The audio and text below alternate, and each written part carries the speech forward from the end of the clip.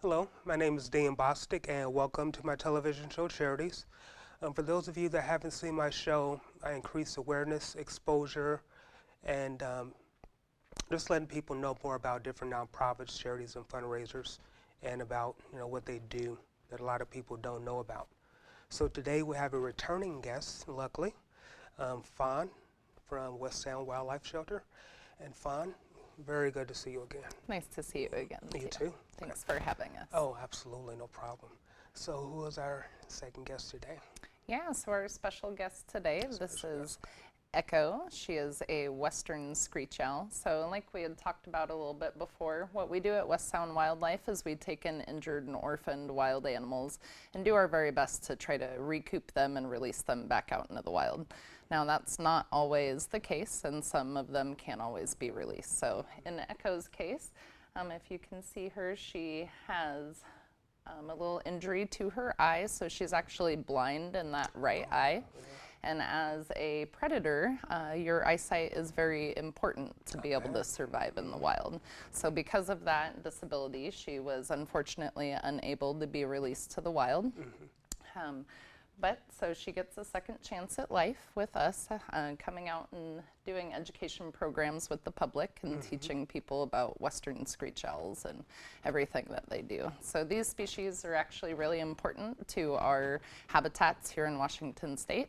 So they are a cavity nesting species, which means that they only live in holes of trees, and oftentimes those are holes that were created by other animals. So like woodpeckers or squirrels excavate a hole, and then these guys move in there after the other ones move out. And what they do is they actually eat bugs and small rodents, different types of insects, and so they have a varied diet and are kind of our natural pest removers. So they do eat things like mosquitoes, they eat shrews and small tiny mice and things like that. So very cool little bird here. Yeah, it's really pretty too and well behaved. And if you look at her, you might notice that she's got some really good camouflage going on. Yeah. So if you were to see her perching in one of our Douglas firs or something like that, you probably wouldn't see her at all, right? No, so she's blended behind a tree. she'd blend right into that bark. Oh man, that is so what's their native land? Where are they from? Their habitats, so they mostly live in temperate forest areas here in Washington State, so any of our forested regions, but they really need old, dead pieces of wood in order to live in, so you can't get a good hole in a tree unless it's decaying. And so sometimes we have seen a decrease in their habitat because people are clearing dead trees from their property. So although visually not aesthetic, dead trees provide very important habitat for several species of animal that we don't always think about. So things like woodpeckers, squirrels, owls, other small songbirds really utilize dead and decaying wood. So sometimes if you can leave that dead tree on your property, it might be a good thing for some of our wildlife neighbors. Wow. Are owls allowed as pets? They are not allowed as pets. Or adopt pets or anything like that? Yeah, so most wild birds are protected by the Migratory Bird Species Act, which allows only people who have specialized education licenses to work with these animals. Some of people who are falconers can own different birds of prey based on the regulations of their state and the U.S. government. Falconry is a sport where they use birds of prey for hunting. And so it's a very, very old sport, one of the oldest sports in the world, and it is still practiced today, but you need special licensing to be able to do that. Oh, wow. And what's her name? Did we get her name? Echo. Echo, okay. Yeah. Hey, Echo. She looked right at me. That's pretty cool. Yeah, so you notice her as her head turns. So owls are very specially adapted for all of their different adaptations that they have. So the reason why she's rolling her whole head around is because she can't actually move her eyes. They're fixed in her head. So we can look up and down and side to side, but owls can't. So they have to rotate their head. And now it can't rotate all the way around because I was just going to ask you that. then it would fall off. So they can rotate their head about 270 degrees, which allows them to have quite a wide range of view. Oh man, that is. So you guys have a lot of projects coming up. We sure do. This is our, now that our busy season as far as animals, baby animals, has come to a close, we're starting to get into some of our fundraising events. So, Like what? coming up in October, we have a few of them. We have our first one coming up is Wild for Wine, which is at the Clearwater Casino and Resort.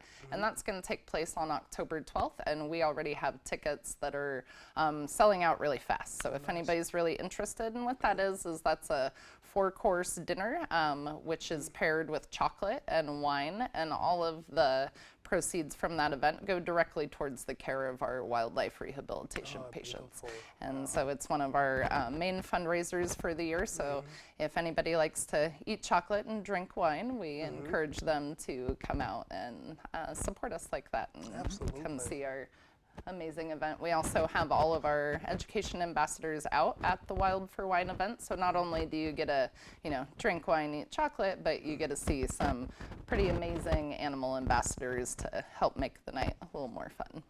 That's really cool. So I heard you guys have a lot coming up. We sure do. So Like what? Yeah. coming up in October, on October 12th, is our Wild for Wine event, which is an annual event that is held at the Suquamish Clearwater Casino and Resort. And it is a 4-course dinner with a wine and chocolate pairing. So for anybody who likes wine and chocolate, and why wouldn't you?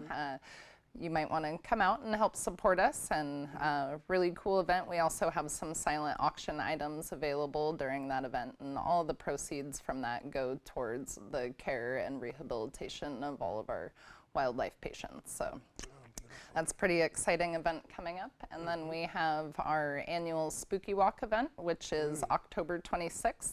And that's at the Blodell Reserve. And that's for a more family-based audience, obviously for the Wild for Wine event. We can't have children there. So instead we do a Spooky Walk event where we encourage children to dress up in their Halloween costumes and stuff. And then we have a guided tour through the Blodell Reserve with all of our education ambassadors out. And so children get a walk through on a guided tour and get to learn about each and every one of the species that we have in our education program.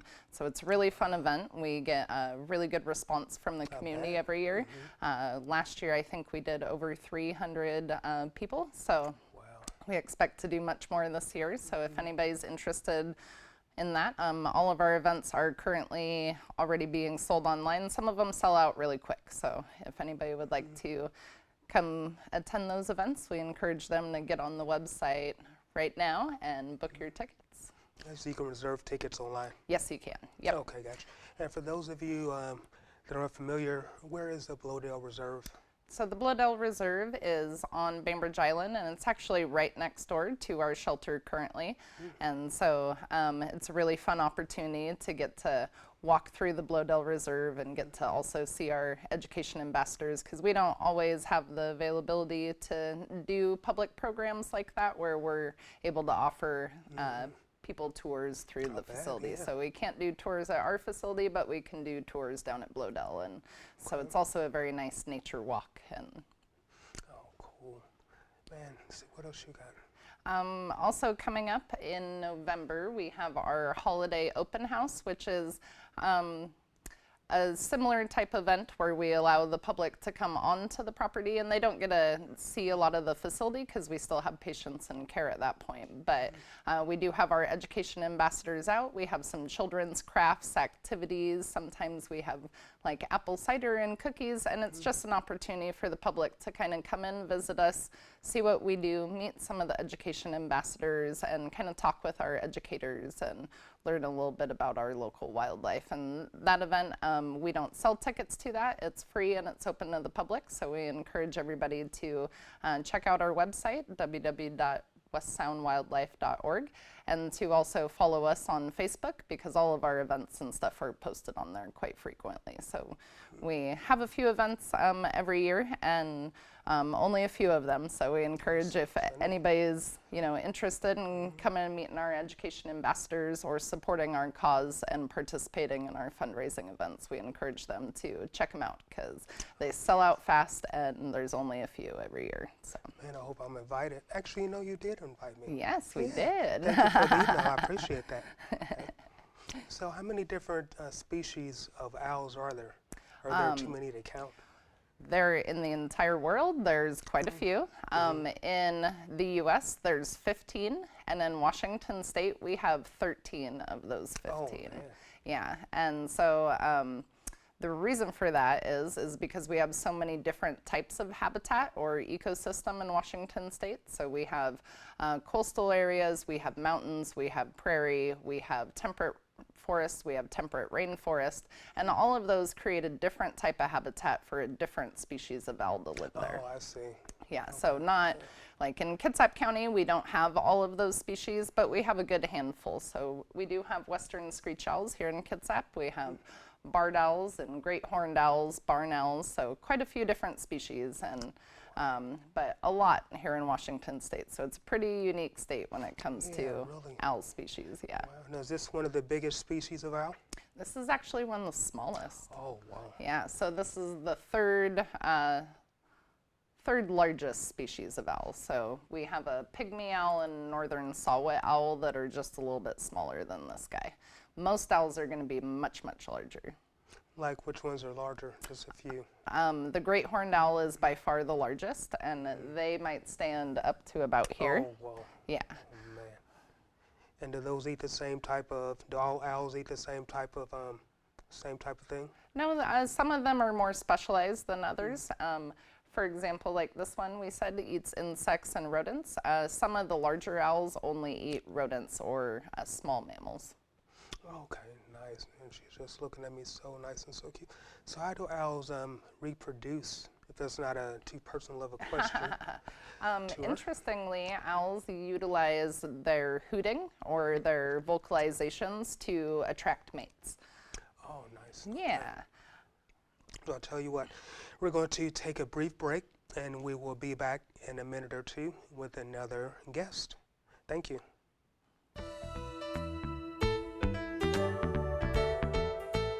Hello everyone, welcome back to my television show, Charities. And for the few of you that missed my first half, I interview local charities, fundraisers, and nonprofits and causes as well to increase exposure, awareness, and let people know more about the nonprofits and what they do. So today we have returning guest, Fawn Harris from West Sound Wildlife Shelter. She was our guest a week or two ago, and she brought some really beautiful, well-behaved ambassadors. So we have another today. And what is her name? This is Cyclops. Okay. And so Cyclops is a band-tailed pigeon. Most people are unfamiliar with band-tailed pigeons. So when we think of pigeons, we think of rock pigeons often, which are the pigeons that you see in cities and pretty much everywhere, which are actually a non-native species to the US. So they came over from Europe. But this guy right here, he is actually our only native species of pigeon here in Washington State. And so he's pretty important. Much more important than people often might think a pigeon is. So these guys are seed eaters. So of preferred things these guys like to eat are things like pine nuts, madrone berries, any type of berry that grows really, really high up on the tree. And so these guys, they eat those berries and then they disperse them to different habitats. So for some types of trees and plants, their mechanism to be able to disperse seed is absolutely essential for those trees to grow and reproduce. So, man, so what kind of trees? But where would you? Because I've never seen that type of pigeon. Where would you be able to look up and see? Is that more of a flying type pigeon or a glider? Yeah, like so you they're you don't often see them because they like to perch as high as they possibly can on a tree. Okay. Really pretty too. Yeah. Sometimes when people think they're hearing an owl, they're actually hearing a pigeon. So their coos kind of sound like hoots, and they're pretty easily recognizable. But you can find them here where there is mixed forest, so things with deciduous and coniferous trees, so trees with leaves and trees with needles. If there's a mixed habitat, you're likely to find them because they eat berries and seeds from both types of trees. So, Now, what's her ailment? I mean, what's up with her? yeah, so if you notice, we're actually missing one of our eyes. And that happened to us when we were just a little tiny baby. So Sai's been with us for about a year now and came to us as a nestling with an eye injury. Unfortunately, we weren't able to save the eye, so the eye ended up deteriorating, which is okay. It doesn't cause any pain for Sai or anything like that, but we fly in circles now, so that wouldn't be very good if we were to go back out into the wild. So. Yeah, so because of that, we now have him in our education program because of the message that he's able to bring to people. Yeah. Because oftentimes when we think of pigeons, we don't really have... Like duck type of thing. Yeah. We don't really have positive things to think about them. And these guys are actually really important for some of our local ecosystems, so it's important to bring them out and just kind of share the information with people. Yeah, that's some great stuff, man. You guys have a lot of projects coming up. We're going to talk about those later, but there's a few questions that I want to be sure that I get out. So your education program, tell us a bit more about that. Yeah, so we have a quite large education program now. So last year we saw over 10,000 individuals with our education programming. We go to schools, community events, fairs, pretty much anywhere where anyone will invite us, so that we can bring our education ambassadors out, tell a little bit about their story, maybe why they came to us, and also about their natural history and coexisting with wildlife. So that's a really important part of what we do at West Sound Wildlife is education.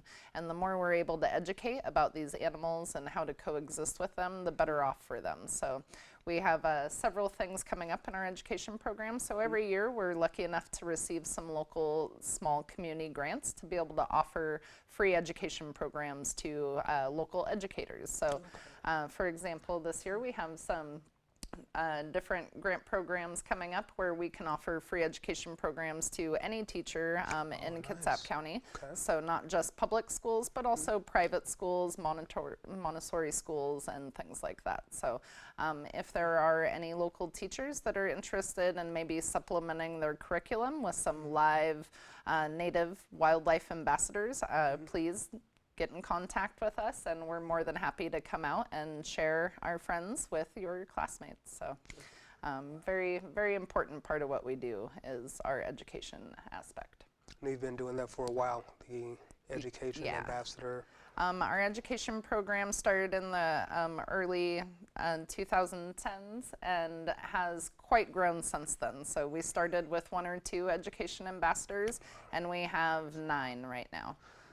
Yeah, and so unfortunately, we don't always like to gain education ambassadors because that means that that animal can't be released out into the wild. But we are lucky enough to have some really good candidates in our education program. And so all of our animals that are in our education program can't be released to the wild for whatever their injury is. But we pick them based on such a way that they have a really good temperament and can come out and, you know, talk to people and not be scared or frightened or anything like that, because that's no good for them. And then we also make sure that whatever their injury is or cognitive disability, that it wouldn't hurt them in the long run. So we make sure that they're pain-free and can be able to move around normally and stuff like that, but whatever their injury is, they wouldn't have a very good chance of survival in the wild. So now, is there a way to so what if it was an internal injury? Do they get like x-rays, or how would you know what's... So all of our patients, when they come in, and depending on what their injury is, they might receive lab tests, they might receive x-rays or radiographs or any other type of diagnostic to try to figure out what the injury is. So we have an on-site veterinarian who's there every day, and she goes through all of that kind of stuff and makes sure that each patient gets the best care they possibly can. So before they're even assessed for an education program, we have pretty much their thorough medical history, or at least what we can discern, because they can't tell us, you know. So. So how do you train them so well? Oh, the ambassadors you bring on are also, and first, you stop winking at me. Then you gotta buy me lunch first. So you stop winking at me. Okay, he's that's a flirt. Yeah, whatever, flutter. So for training, each species is different. So pigeons are a little bit different than training vultures or owls. And so it kind of depends on the species itself, but we spend lots of time with the individuals when we start out training them. And for some of the harder animals to train, it means multiple times a day. So for example, with red-tailed hawks, we have to go in for about 5 minutes, about 5 or 6 times a day, and just get that animal used to our presence. And then we slowly start to do things that reinforce positive behavior. So for animals, that's often food. If you did a good behavior, you get a treat, similar to how you train a dog. So for this guy, for training, because we really like pine nuts. That's what we used in order to get him to train and fly and do all the things we want him to. So we give him a pine nut treat after every time he has a positive behavior. And so that's why we're able to sit here so nice, because we know that there are lots of pine nuts in our future. And you said a red-tailed hawk? Yeah, we have some red-tailed hawks that are just completing their training and should be able to come out and meet the public here in the next few weeks. So hopefully we can bring one of them out and introduce you to them. Absolutely. I want you guys to come back as much as you want to. That is awesome. And We are glad to. So we were talking about volunteer opportunities you mentioned earlier. How do you get involved? Do you go to your website, or is it word of mouth? How do you find out Yeah, about so on our website we have a volunteer application, and we accept volunteers through the fall until the spring, because we're way too busy in the summertime to take on any volunteers. But our volunteers help us with everything we do. So from directly working with the animals to going out and doing the education programs, different outreach events, and just regular grounds maintenance and stuff. So we always need volunteers. So if anybody is interested in helping care for the local wildlife or being a part of any of our fundraising events, we could always use anybody's help. And just go onto our website. It tells you a little bit about the different volunteer positions available and what that entails. And we do have a couple volunteer orientations coming up in the month of September. So if anybody is interested and wants to get started right away, I encourage you to check out the website and see what we have to offer, because it's pretty amazing to get to work with these animals all the time. And what's your website again? it's www.westsoundwildlife.org. www.westsoundwildlife.org. Yeah. Okay, got you. So is Cyclops going to get much bigger? I'm sure I said before. Are she about at her max? We'll get a little bit heftier. He's trying to take off his harness now. We'll get a little bit heftier, but our coloring will actually change. So Cyclops is only about a year old, and so next year this time we will have our full adult coloring, which will be quite brilliant. Band-tailed pigeons end up with a very iridescent green neck with a very prominent white stripe, and so will be much more colorful in the next year or so. Wow. We're just starting to get some of our adult coloring going on. So tell us again about the some of the other or ambassadors that you have. Yeah, And as far as do you have raccoons and possums? Are those considered ambassadors? Some people do have them. We have one educational possum, and that's it for our mammals. So most of our education animals are birds. And this is our only non-bird of prey. The rest of them are birds of prey. Oh, like the vulture. Yes, the vulture, owls, Maya. hawks, falcons. Really? Yeah. Oh, there's so which do you think is the most prominent of the birds? Are the ones that you see? Are they more pigeon type or owl type or? I think it's kind of back and forth, a little toss-up. We get quite a few songbirds, and we also treat quite a few raptors every year. So we see a lot of both types of birds. In our education program, though, we tend to favor raptor species based on the ability to care for them and train them. They're sometimes much easier to train than songbirds. So give us an example of a songbird and of a raptor. Yeah, so a raptor is going to be anything with keen eyesight, talons, and a curved beak, so stuff like your eagles, hawks, and falcons. And then songbirds are going to be things like robins, jays, crows, chickadees, and those little guys that sing a lot. Man, she's just looking at me like, okay. And you Wants to know said, if you have pine nuts. oh, how about some water? Oh, yeah, she is so cute. Well, are you going to come back and see us soon?